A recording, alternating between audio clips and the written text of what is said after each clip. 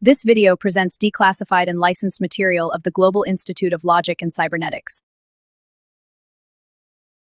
Look at the physical reality of global logistics. Millions of tons of cargo moving relentlessly across oceans and automated port terminals in a continuous flow. But beneath that physical precision is a fractured digital layer. The global supply chain actually operates on unauditable WhatsApp threads, scattered emails, and fragmented exchange portals. Attempting to force dispatchers onto centralized marketplaces creates immediate operational friction. These proprietary platforms trigger data privacy fears, enterprise mistrust, and regulatory resistance, which frequently stalls their adoption before they can reach scale. The Global Freight Exchange, or GFE, operates as a federated trust protocol built on one absolute rule: trust travels, data does not. The bottleneck in global logistics is a sovereignty problem. Solving it requires a neutral infrastructure that cannot be captured by any single commercial entity. GFE engineered a tripartite architecture, separating governance, data custody, and execution. First, the global DAO acts as a neutral steward, holding network licenses, but zero raw data. Second, national NPOs operate sovereign data enclaves. Third, commercial arms deploy software and capture SaaS revenue. Binding these three pillars together is a cryptographic mechanism called scroll license cross-mapping. This mathematically enforces the separation of powers. These licenses explicitly grant or restrict capabilities across the network. An NPO cannot send data to a commercial arm without explicit cryptographic authorization. Sensitive national data is locked down. The global DAO cannot extract it, and commercial entities cannot harvest it for competitive intelligence. By structurally separating these powers, GFE bypasses the regulatory deadlocks and antitrust barriers that cause centralized models to fail. To get dispatchers onto this protocol, GFE does not force them to abandon their habits. Instead, it captures the informal networks they already use. GFE elevates apps like WhatsApp Business and Telegram from chaotic chat feeds into strictly governed, auditable operational channels. All of these fragmented bids, documents, and messenger threads are mapped into what is called the Unified Freight Inbox. Dispatchers manage everything in a single pane of glass, where every interaction is tied to an auditable case. Within this inbox, assistive AI operates with a strict mandate. It maps data schemas, extracts entities like routes and pricing, and flags compliance constraints, such as ADR hazard classes for dangerous goods.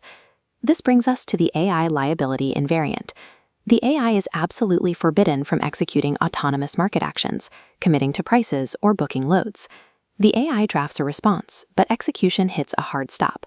A human explicitly authorizes the action. Passing the gateway requires a cryptographic signature from the dispatcher, binding the action to their identity and pushing the record into a secure audit log called the SIG chain. Bounding the AI to an assistive role eliminates commercial liability leakage. Every operational decision remains mathematically attributed, insurable, and legally defensible. Once those operational logs are cryptographically signed, they have to be stored securely. They go directly into the National Freight Exchange DataBank, or NFED. This sovereign data enclave is physically isolated within a nation's borders. To achieve global interoperability, raw text data stays locked inside the enclave, while only a cryptographic hash is emitted to the global ledger. This guarantees that specific pricing, route details, and competitive intelligence never cross national borders. It ensures strict alignment with local competition laws and data privacy regulations.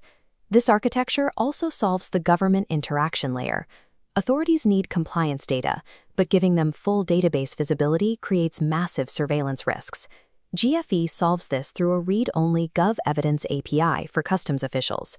When an authority requests data, the API returns a tightly scoped evidence bundle containing only a timestamp, involved parties, and a proof of delivery hash.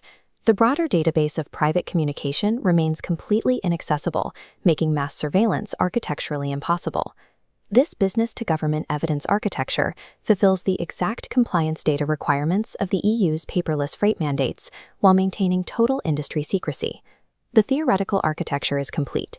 Now we look at the immediate on-the-ground deployment strategy. GFE operates on a blended finance model. Public infrastructure grants subsidize the neutral trust layers, allowing private capital to focus entirely on scaling the commercial AS execution. National NPOs route into these funding programs using specific GovMap cards, bypassing standard procurement friction to secure direct infrastructure grants. Wave 1 of this strategy is the operational reference pilot, currently live in Bulgaria, anchored by industrial hauler STK Logistics. The Bulgarian pilot follows a time-boxed 90-day execution blueprint, divided into non-negotiable gates. Gate G1 covers the first 30 days. The focus is entirely on establishing the core NFDB infrastructure, securing DAO licensing, and enabling basic email ingestion.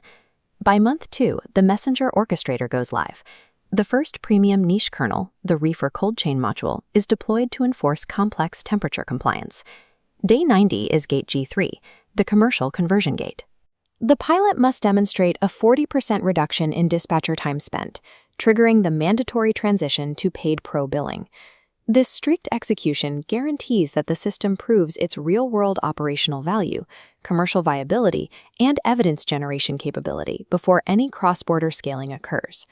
Following the success of the Bulgarian reference implementation, GFE triggers its geographical scaling sequence. Wave 1 pivot expands the network from Bulgaria directly to the United Kingdom. This establishes a second active node to secure Innovate UK grants and digitize SME freight. Wave 2 introduces the Horizon Consortium. This links the Balkans to France to prove multi-state EU compliance and track cross-border transit across a connected European network. Wave 3 is Global Federation. The proven infrastructure is exported to the United States and the APAC Middle Corridor, establishing a massive federated web. Scaling at this magnitude requires managing a major technical risk: the constant pressure for a large-scale network to centralize data into a single captured silo. Scaling is governed by hard-coded invariants. No data extraction without NPO custody. No protocol change without DAO approval. No private control of public rules. These rules cannot be bypassed by commercial entities or governments. They ensure the global DAO remains a neutral steward. NPOs retain sovereign custody of their data, and commercial arms remain competitive executors. By combining localized sovereign execution with mathematically enforced neutrality, GFE structurally guarantees its trajectory. It is the definitive, uncapturable global standard for digital freight infrastructure.